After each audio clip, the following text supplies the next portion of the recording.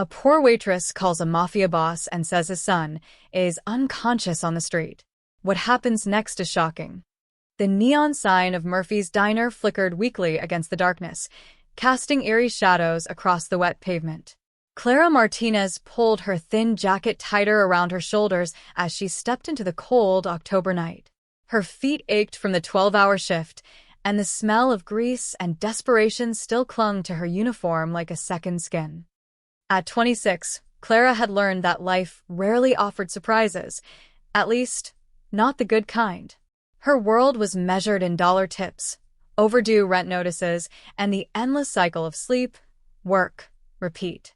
The diner paid just enough to keep her afloat in her studio apartment, where the radiator coughed more than it heated and the walls were paper-thin. She fumbled for her phone to check the time. 2:17 a.m. The last bus had already left, which meant another 40-minute walk home through streets that grew more dangerous with each passing block. Clara sighed, watching her breath form small clouds in the frigid air. As she turned into the narrow alley beside the diner, a shortcut she'd taken countless times, something made her stop. There, crumpled against the brick wall like discarded trash, lay a man. Her first instinct was to keep walking. This neighborhood saw its share of drunks and addicts, and getting involved usually meant trouble. But something was different about this one. Even in the dim light from the street lamp, she could see he wasn't dressed like the usual casualties of the night. His suit was expensive, the kind she'd only seen on television or when serving the occasional business customer who'd wandered into the wrong part of town. The fabric looked Italian, maybe silk blend, and even soaked through with rain, it held its shape. His shoes were leather, polished to a mirror shine despite the puddles. Clara approached cautiously, her heart hammering against her ribs. "Sir? Are you okay?" No response. The man's face was turned away from her, dark hair plastered to his forehead.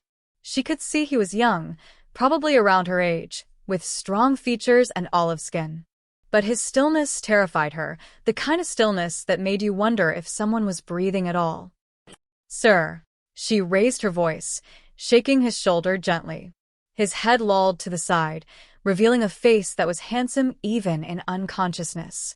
But there was something wrong. His lips had a bluish tint, and his breathing was so shallow she had to lean close to detect it. Panic shot through her. This wasn't a drunk sleeping it off. This man was dying. Clara's hands trembled as she checked his pockets for identification, trying to ignore how invasive it felt. His wallet was genuine leather, thick with cash, more money than she made in 2 months. But it was the name on the driver's license that made her freeze. Marco DeLuca. The name meant nothing to her, but tucked behind the license was a business card unlike any she'd ever seen. Heavy cardstock, no business name, no address, just a phone number embossed in gold lettering.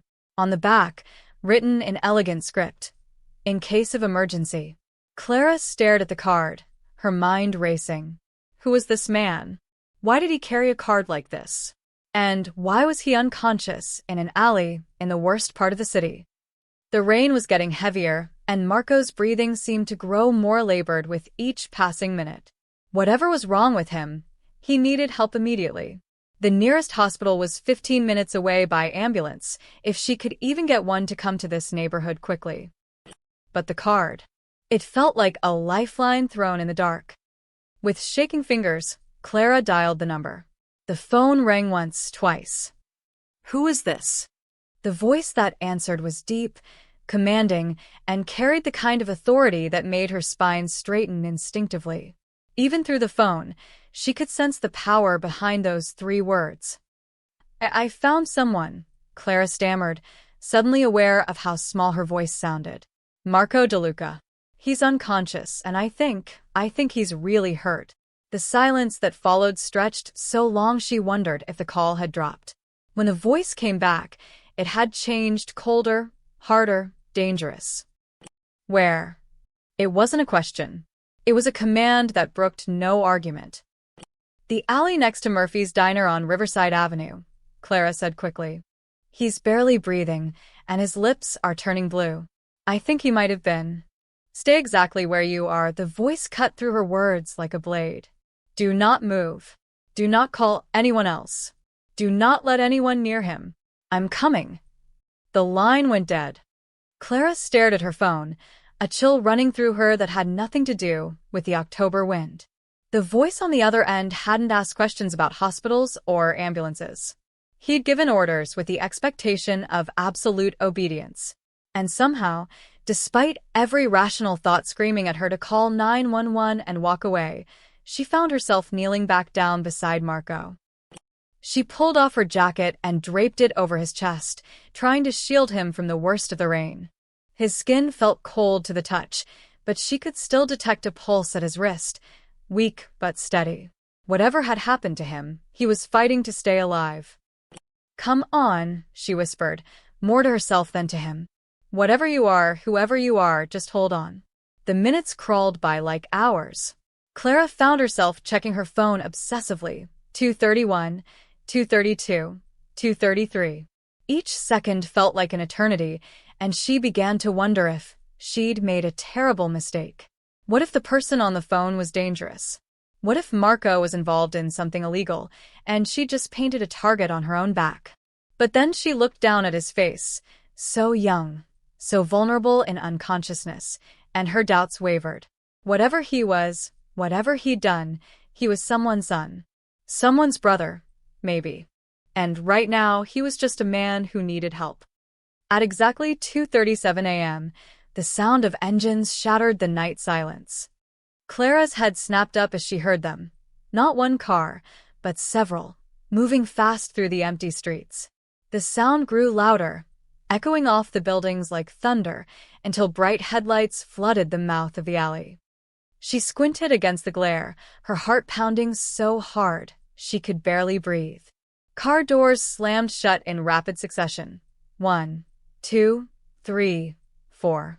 Footsteps approached, heavy and deliberate, and she realized with growing terror that she'd stepped into something far bigger and more dangerous than she could have ever imagined. The silhouettes of men appeared at the edge of the light, moving with the kind of coordination that spoke of training and purpose.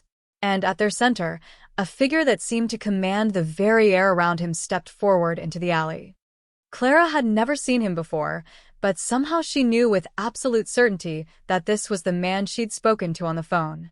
He was tall, probably in his 50s, with silver threading through dark hair and eyes that seemed to cut through the darkness.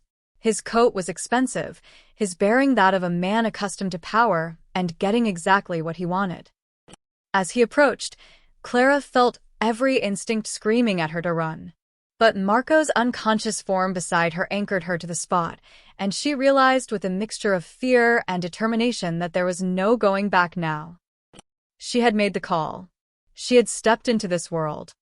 And now, as the most terrifying man she'd ever encountered strode toward her through the rain-soaked alley, Clara Martinez understood that her life would never be the same again. The man moved through the alley, like he owned not just the ground beneath his feet, but the very air around him. His dark eyes swept over Clara with the intensity of a predator sizing up prey, and she felt herself shrinking under his gaze despite her best efforts to remain calm. His voice was the same commanding tone from the phone, but in person it carried even more weight. You found him. It wasn't a question. Clara nodded anyway, her throat too dry to speak. Behind him, she counted at least 6 men, all dressed in dark suits despite the late hour. They positioned themselves around the alley entrance with military precision, and she noticed the subtle bulges beneath their jackets that made her stomach clench with fear. The man, whoever he was, dropped to his knees beside Marco with surprising gentleness for someone who radiated such menace. His hands moved over his son's body with practiced efficiency, checking pulse points and breathing. When he lifted Marco's eyelid to check his pupil response, Clara saw his jaw tighten. How long has he been like this? The question cracked like a whip. I don't know, Clara managed. I found him maybe 20 minutes ago. He was already unconscious. Those dark eyes fixed on her again, and Clara felt like she was being dissected. What did you see? Anyone else around? Any cars leaving? Nothing, she said quickly. The alley was empty when I came through. I was just trying to get home from work, and I saw him lying there, Work, he glanced at her uniform, taking in the grease stains and the Murphy's Diner logo. A waitress. The way he said it made Clara's cheeks burn. She'd heard that tone before, the subtle dismissal that came with being poor, being nobody. But this time, it carried something else. Suspicion. What's your name? Clara Martinez. Clara Martinez, he repeated slowly, like he was filing it away. And, you just happened to find my son in this alley. You just happened to have the kindness to call the number on his emergency card instead of robbing him blind or leaving him to die. His words hit her like physical blows. I would never. People in this neighborhood would sell their own mothers for $50, he continued, his voice deadly quiet. But you, a poor waitress working the graveyard shift, you risk your own safety to help a stranger. Clara realized what he was implying and felt anger override her fear. You think I did this to him? You think I hurt him and then called you? I think, the man said, rising to his full height, that coincidences in my world usually end with body bags. One of his men stepped forward, hand moving toward his jacket, but a sharp gesture stopped him. The alley fell silent except for the sound of rain hitting pavement and Marco's labored breathing. Just then, another car arrived, this one an unmarked sedan that Clara somehow knew carried medical equipment. A man in his 60s hurried over, carrying a bag that looked more sophisticated than anything she'd seen at the local emergency room. Dr. Reeves, the older man said without taking his eyes off Clara. He's been unconscious for at least 20 minutes. Possible poisoning. The doctor immediately went to work, checking Marco's vitals and drawing blood samples with equipment that definitely wasn't standard issue. Clara watched in fascination as he worked, wondering what kind of doctor made house calls in the middle of the night to crime scenes. Don DeLuca, the doctor said after several tense minutes, and Clara's blood turned to ice. She'd heard that name whispered in the diner sometimes, usually followed by crossed fingers and worried glances. Don Vincent DeLuca, the most feared man in the city's underworld. It's definitely poisoning, Dr. Reeves continued. Something slipped into his drink, I'd guess. But it's not lethal. Whoever did this wanted him unconscious, not dead. If you'd found him an hour later, he trailed off meaningfully. Don DeLuca's gaze swung back to Clara, and she saw something shift in his expression. The suspicion was still there, but it was mixed now with something else, calculation. You saved his life, he said simply. Clara didn't know how to respond to that. The fear was still there, but now it was mixed with confusion. Anyone would have. No, his voice cut through her protest. Anyone would have stepped over him and kept walking. Anyone would have taken his wallet and left him to die. But you called me. Two of his men carefully lifted Marco, carrying him toward one of the waiting cars with the kind of reverence usually reserved for royalty. The doctor followed, still monitoring the unconscious young man. Don DeLuca studied Clara for a long moment, and she felt like he was seeing straight through to her soul. When he finally spoke, his voice was softer, but somehow more terrifying than before. You've done something tonight that I won't forget, Miss Martinez. But you've also seen something, heard something, that makes you dangerous to people who would use that information against me. Clara's heart hammered against her ribs. I won't tell anyone. I swear. I believe you, he said, which somehow didn't make her feel better. But belief and survival are different things in my world. He stepped closer, close enough that she could smell his expensive cologne and see the flecks of silver in his dark hair. Walk away, he said quietly. Go back to your diner, your tips, your small life. Forget you ever saw Marco DeLuca. Forget this alley, this night, this conversation. Because if you don't, if I hear your name connected to mine in any way, there won't be enough of you left to identify. The threat hung in the air between them like a blade. Clara nodded quickly, not trusting herself to speak. Don DeLuca studied her face one last time, then turned and walked toward the cars. Just before he reached them, he paused and looked back. Miss Martinez? Thank you. And then he was gone, taking his men and his unconscious son with him, leaving Clara alone in the rain-soaked alley with nothing but the memory of the most terrifying 20 minutes of her life. 3 days passed before Clara could sleep through the night without jolting awake at every sound. She'd followed Don DeLuca's warning to the letter, hadn't breathed a word about that night to anyone, not even her coworker Janet, who noticed the dark circles under her eyes and kept asking if she was feeling all right. Clara threw herself into work with desperate intensity, as if the familiar routine of taking orders and refilling coffee cups could somehow erase the memory of those cold, calculating eyes. She picked up extra shifts, stayed late to help with inventory, anything to avoid being alone with her thoughts. It was Tuesday afternoon, during the lunch rush, when her carefully constructed normalcy shattered. She was wiping down table 6 when Janet appeared at her elbow, eyes wide with excitement. "Clara, there's a guy at table 12 asking for you specifically. And honey, he's driving a car that costs more than I make in 5 years." Clara's blood turned to ice. Through the grimy window of the diner, she could see it, a sleek black sedan with tinted windows, the kind of car that didn't belong in this neighborhood unless it was bringing trouble. "Did he give you a name?" she asked, her voice barely steady. "Marco something. Italian-sounding," Janet grinned. "And he's gorgeous." "What aren't you telling me, girl?" Clara's legs felt like rubber as she turned toward table 12. There he sat, looking completely out of place among the cracked vinyl booths and flickering fluorescent lights. Marco DeLuca was even more striking conscious than he'd been unconscious in the alley. Dark hair perfectly styled, olive skin healthy and vibrant, wearing a charcoal suit that probably cost more than her rent. But it was his eyes that caught her, warm brown eyes that held intelligence, humor, and something else she couldn't quite identify. When he saw her approaching, he smiled, and the expression transformed his entire face. "Clara Martinez," he said, standing as she reached his table. The gesture was so unexpected, so formal in the casual chaos of Murphy's diner, that several other customers turned to stare. "Mr. DeLuca," she kept her voice low, acutely aware of Janet hovering nearby, pretending to clean the same spot on the counter for the 3rd time. "You shouldn't be here. Please sit," he gestured to the booth across from him. "We need to talk." Clara glanced around the diner, noting how conversation had died down as people tried to eavesdrop. The last thing she needed was to become the subject of neighborhood gossip. "I'm working. I've already spoken to your manager. You have a break coming." The casual way he said it, like arranging her schedule was as simple as ordering coffee, sent a shiver down her spine. This was what power looked like, she realized. Not the obvious threat his father had wielded, but the quiet ability to rearrange the world to suit your needs.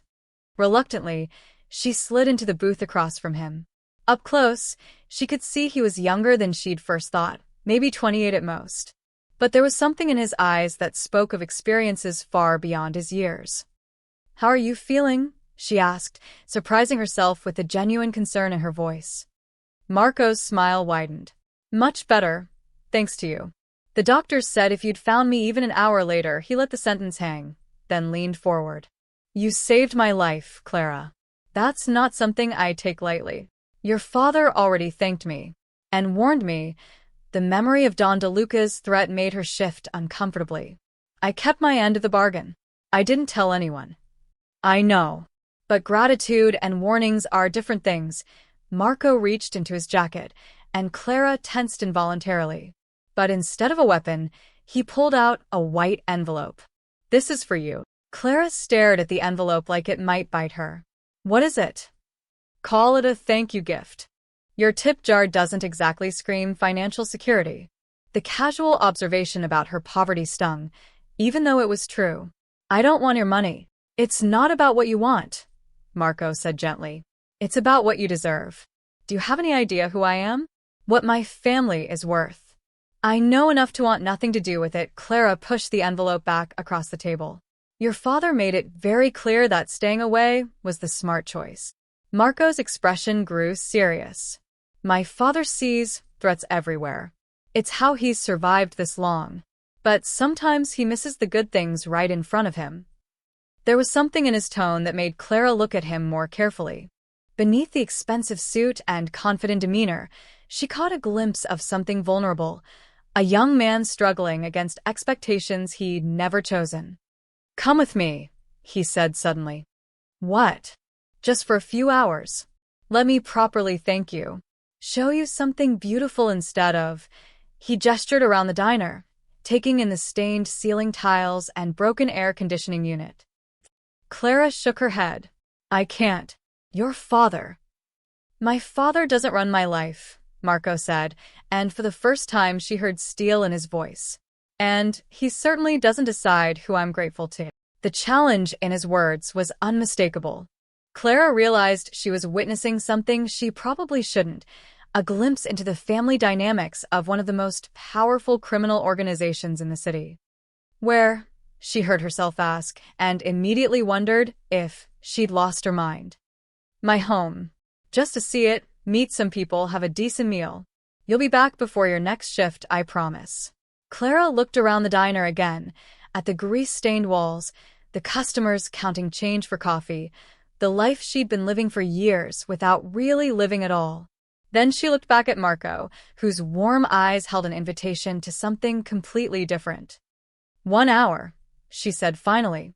"And then I come back here, and we pretend this conversation never happened." Marco's smile was brilliant. 1 hour, he agreed, but something in his expression suggested he had no intention of letting her walk away so easily. As Clara untied her apron and followed him toward that expensive car, she couldn't shake the feeling that she was making a mistake that would change everything. But for the first time in years, the unknown felt more appealing than the safety of her small, predictable world. The car door closed behind her with the soft sound of luxury, and Clara Martinez found herself being driven toward a life she'd only ever seen in movies and all the dangers that came with it. The DeLuca mansion had been everything Clara expected and nothing she was prepared for. Marble floors that reflected crystal chandeliers, artwork that belonged in museums, and rooms larger than her entire apartment. Marco had been the perfect host, charming, attentive, and surprisingly down-to-earth despite the opulence surrounding him. But it was Don DeLuca's watchful presence that had made her skin crawl. He'd said nothing during the brief introduction, just studied her with those calculating eyes as if trying to solve a puzzle. Even when he'd excused himself for business, Clara felt like she was being observed, judged, weighed, and found wanting. Now, walking home through the familiar streets of her neighborhood, Clara tried to process what she'd experienced. The contrast was jarring, from silk curtains and gourmet food back to cracked sidewalks and the smell of garbage. But what disturbed her most wasn't the wealth itself. It was how natural Marco had seemed in it, how easily he moved between kindness and the casual mention of things that made her blood run cold. She was 3 blocks from her apartment when she noticed the footsteps behind her. At first, Clara thought it was paranoia, a side effect of spending the afternoon in a world where danger lurked behind every smile. But as she turned onto Maple Street, the footsteps turned too. When she quickened her pace, they matched her rhythm. Her heart began to pound. The street was poorly lit, with half the streetlights burned out and the others casting weak, flickering pools of yellow light. The shadows between them seemed deeper than usual, full of possibilities she didn't want to consider. Clara forced herself to stay calm. This was her neighborhood. She'd walked these streets hundreds of times. But tonight felt different, charged with menace that made every shadow a potential threat. "Hey, pretty lady." The voice came from ahead of her, not behind, and Clara's stomach dropped. A man stepped out from between 2 parked cars, blocking her path. He was tall, heavy-set, with the kind of cruel smile that meant trouble. Clara spun around, looking for escape, but 2 more men had materialized from the shadows behind her. They moved with the coordinated precision of people who'd done this before. "We just want to talk," said the first man, taking a step closer. "About your new friends." "I don't know what you're talking about," Clara managed, proud that her voice didn't shake. "Sure you do," another man, thin with dead eyes, circled to her left. "Pretty waitress saves the DeLuca boy. Word gets around fast in this business." Clara's blood turned to ice. "I don't know any DeLucas." The big man laughed, a sound like gravel in a cement mixer. "That's funny. because you were just at their house. Nice car ride from what we heard. They'd been watching her. Probably for days. Clara realized with growing horror that Don DeLuca's warning hadn't been paranoia, it had been prophecy. "What do you want?" she asked, backing against a parked car. "Information," said the thin man. "About the security at the mansion. About Don DeLuca's routines. About his precious son's recovery." "I don't know anything about security. I was there for an hour." "An hour's enough to see plenty." The big man pulled something from his jacket. Not a gun, but a knife that caught the streetlight with deadly promise. "The question is whether you're going to tell us willingly or whether we need to get creative." Clara's mind raced.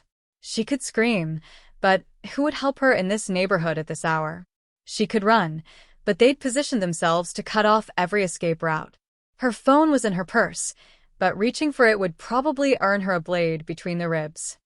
"I swear I don't know anything useful," she said desperately. "I'm nobody. I serve coffee and clean tables." "Nobody who saves Marco DeLuca." The third man spoke for the first time, his accent thick and Eastern European. "Nobody who gets invited to family dinners." The knife moved closer, and Clara closed her eyes, preparing for pain. The sound of squealing tires filled the night air. Clara's eyes snapped open to see headlights flooding the street, moving fast and getting faster. The three men spun toward the approaching vehicles, plural, she realized, as a second car rounded the corner behind the first. "Shit," the big man snarled. "Move." But it was too late. The first car skidded to a stop, doors flying open before it had fully stopped moving. Men in dark suits poured out, and Clara recognized the military precision she'd seen in the alley 3 nights ago. Marco appeared from the lead car, and the transformation was startling. Gone was the charming young man who'd bought her lunch.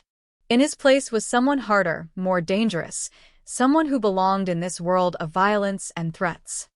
"Gentlemen," he said, his voice carrying a chill that made Clara shiver. "I believe you have something that belongs to me." The 3 attackers had drawn weapons, guns this time, not knives, but they were outnumbered and outgunned. Clara could see the calculation in their eyes, the moment they realized they'd made a fatal miscalculation. "This isn't over, DeLuca," the thin man called out, but he was already backing away. "The Kozlov family doesn't forget." "Neither do we," Marco replied, and something in his tone made the men turn and run. Clara watched them disappear into the night, her legs finally giving out. She slumped against the car behind her, shaking with delayed shock and adrenaline. Marco was beside her instantly, his hands gentle on her shoulders. "Clara, are you hurt?" She shook her head, not trusting her voice. The concerned young man was back, but she'd seen the other version now, the one who could make hardened criminals run with just his voice. "How did you know?" she finally managed. "We've been watching you," he said simply. "My father was right, saving me put you in danger. I couldn't let anything happen to you." Clara looked at him, really looked, and saw the truth in his eyes. This wasn't coincidence or luck. This was protection, the kind that came with a price she was only beginning to understand. "I want to go home," she whispered. "I know," Marco said gently. "But Clara, home isn't safe anymore. Not until we deal with this." As his men secured the area and Clara sat in the back of Marco's car, she realized that Don DeLuca's warning had come too late. She was already in too deep, and the only way out was through a world that would either protect her or destroy her. The choice, she was beginning to understand, was no longer hers to make. The safe house wasn't what Clara expected.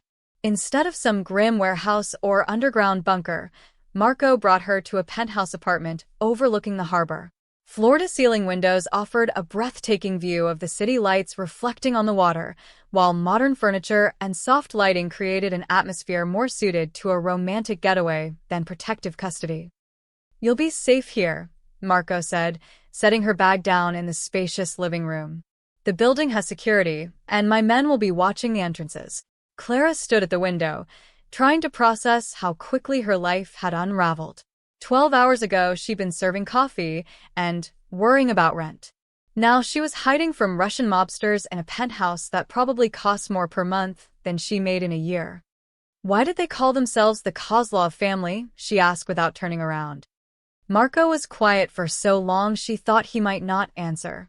When he finally spoke, his voice was carefully controlled. Because that's who they work for. Viktor Kozlov runs the Russian operations in the city. And they want to hurt your father.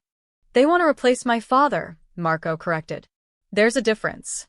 In our world, elimination isn't always about death. Sometimes it's about making someone irrelevant. Clara turned to face him. Our world. Marco had loosened his tie and rolled up his sleeves, making him look younger, more approachable. But there was tension in his shoulders that hadn't been there at the diner. The family business, he said simply. Which is? Marco moved to the bar and poured himself 2 fingers of whiskey. He offered her a glass, but she shook her head. Import and export, he said. Transportation. Security consulting. Real estate development. Clara had heard enough euphemisms to recognize them. And the illegal parts. Marco's smile was rueful. You really want to know? I think I've earned the right to know what I'm hiding from. He drank half the whiskey in one swallow, then set the glass down with deliberate precision. My poisoning wasn't random, Clara. It was a message.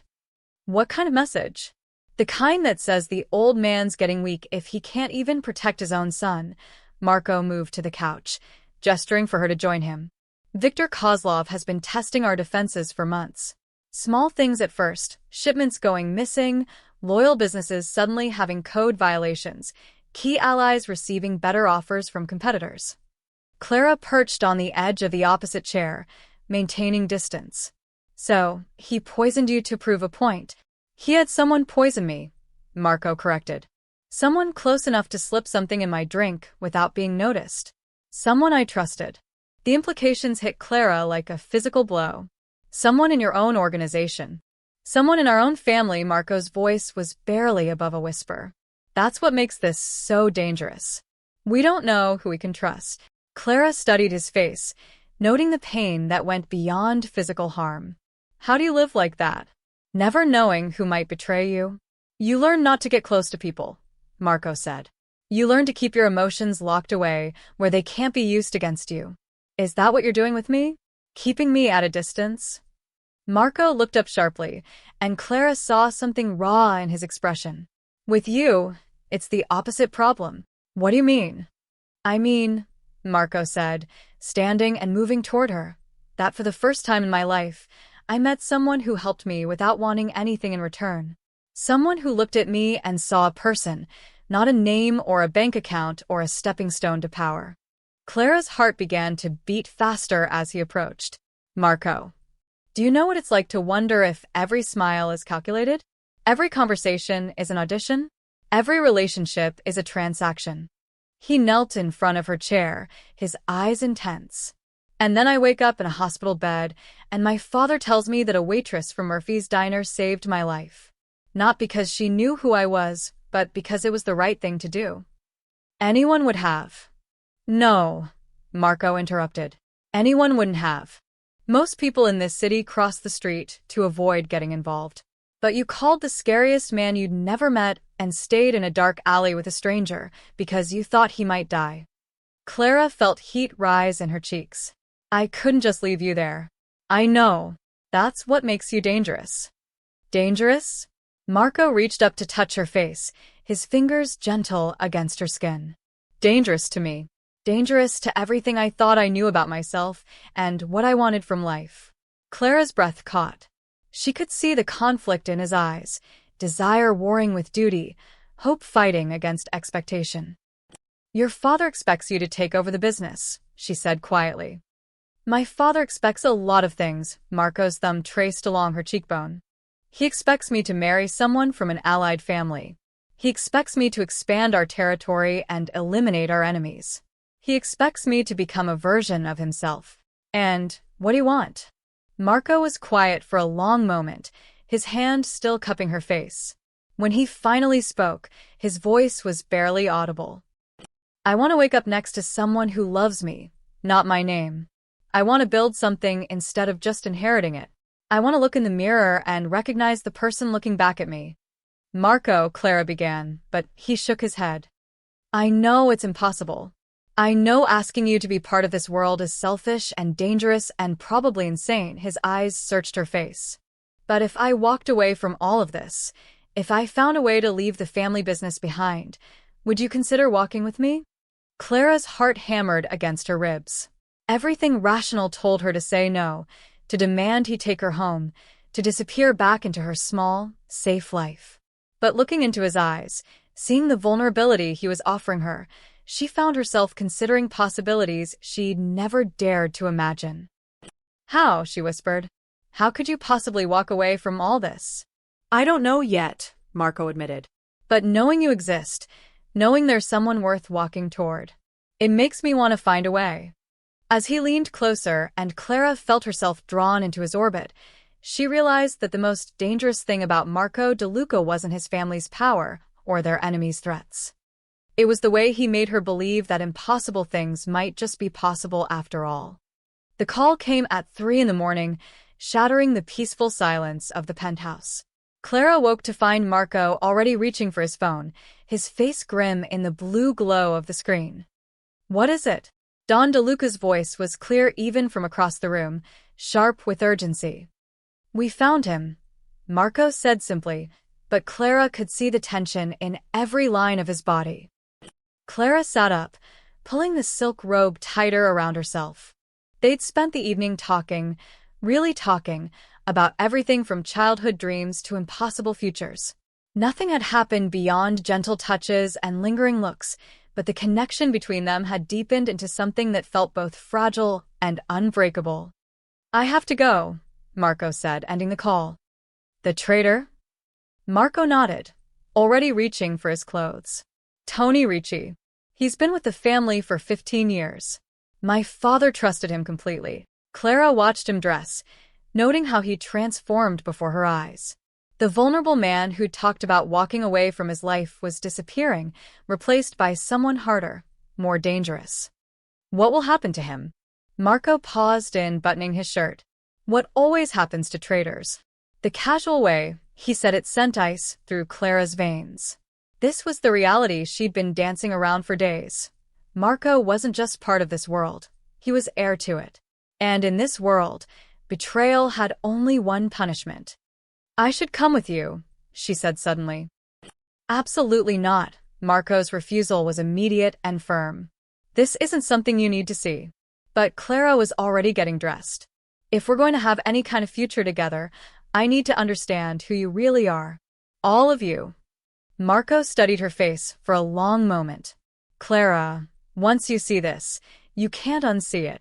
You can't pretend it's not part of who I am. I know. An hour later, Clara found herself in the basement of a warehouse she'd never seen before, surrounded by men whose faces she recognized from the alley that first night. The air smelled of concrete and fear, and the single overhead light cast harsh shadows that made everyone look like criminals. Tony Ricci was tied to a chair in the center of the room, his face bloodied but his eyes defiant. He was older than Clara expected, maybe 50, with graying hair and the kind of weathered hands that spoke of a lifetime of manual labor. Don DeLuca stood before him like a judge pronouncing sentence. 15 years, Tony. 15 years you sat at my table, ate my food, called my son nephew. Times change, Don. Tony spat. Kozlov offered a better future. For 30 pieces of silver? The old man's voice was soft, but it carried the weight of absolute authority. You poisoned my son. I made him sleep, Tony corrected. Kozlov wanted him dead. I convinced him unconscious was enough to send the message. Clara felt Marco tense beside her. You convinced him? Tony looked directly at Marco for the first time. You think I wanted to hurt you, boy? I watched you grow up. But your father's way is dying. Kozlov represents the future. My father's way includes loyalty, Marco said quietly. Something you seem to have forgotten. What happened next took less than 10 seconds, but Clara felt like she was watching it in slow motion. Don DeLuca nodded to one of his men. The man stepped forward. Tony Ricci closed his eyes. The sound echoed in the concrete space like thunder. Clara's knees buckled, but Marco caught her arm, steadying her. She looked up at his face and saw no satisfaction, no cruelty, just the grim acceptance of someone who understood the rules of his world and followed them without question. "It's over," Don DeLuca announced to the room. "Tony made his choice. We've made ours." Later, back at the penthouse, Clara sat on the terrace overlooking the harbor while Marco poured himself another whiskey. The city lights twinkled peacefully below them, as if nothing had changed, as if a man hadn't died for his betrayal just hours before. "Do you regret coming?" Marco asked finally. Clara considered the question carefully. "I regret that it was necessary. But I don't regret knowing who you really are." Marco set down his glass and moved to the railing beside her. "And who am I?" "Someone who does terrible things for people he loves," Clara said quietly. "Someone who would rather find another way, but knows there isn't always another way available." They stood in silence for several minutes, watching the boats move slowly across the dark water. "The offer still stands," Marco said eventually. "I could find a way out. We could disappear, start over somewhere else. Be nobody special in some small town where the biggest crime is jaywalking." Clara turned to look at him, seeing the hope and fear warring in his expression. "What about your father? Your responsibilities?" "My father built an empire," Marco said. "But empires fall. Maybe it's time to build something smaller and more honest." Clara thought about her tiny apartment, her grease-stained uniform, the endless cycle of barely getting by that had defined her life until a week ago. Then she thought about Tony Ricci and the sound that had ended his life. She thought about Viktor Kozlov and men who saw her as a tool to be used or eliminated. But mostly, she thought about Marco, the way he'd knelt in front of her chair and talked about wanting to recognize himself in the mirror, the way he'd asked her to walk with him toward an uncertain future. "If you left," she said slowly, "would you be able to live with yourself? Knowing you abandoned your father, your family, your responsibilities?" Marco was quiet for a long moment. "I don't know," he admitted. "But I know I can't live with myself if I don't at least try to become someone worthy of you." Clara reached out and took his hand, feeling the calluses on his fingers, the strength in his grip. "Then let's find out together." Marco turned to stare at her, hope blazing in his dark eyes. "You mean it?" Instead of answering with words, Clara rose on her tiptoes and kissed him. It was gentle at first, tentative, but when his arms came around her it deepened into something that tasted like possibility and promises. When they finally broke apart, both breathing hard, Marco rested his forehead against hers. "There's no going back after this," he warned. "I know," Clara whispered. "But maybe going forward is better than going back anyway." As the sun began to rise over the harbor, painting the sky in shades of pink and gold, Clara Martinez made a choice that would define the rest of her life. She placed her hand over Marco DeLuca's heart and stepped into a future that was dangerous, uncertain, and more alive than anything she'd ever dared to imagine. The waitress who'd saved a stranger in an alley was gone forever. In her place stood a woman ready to fight for love, no matter what it cost.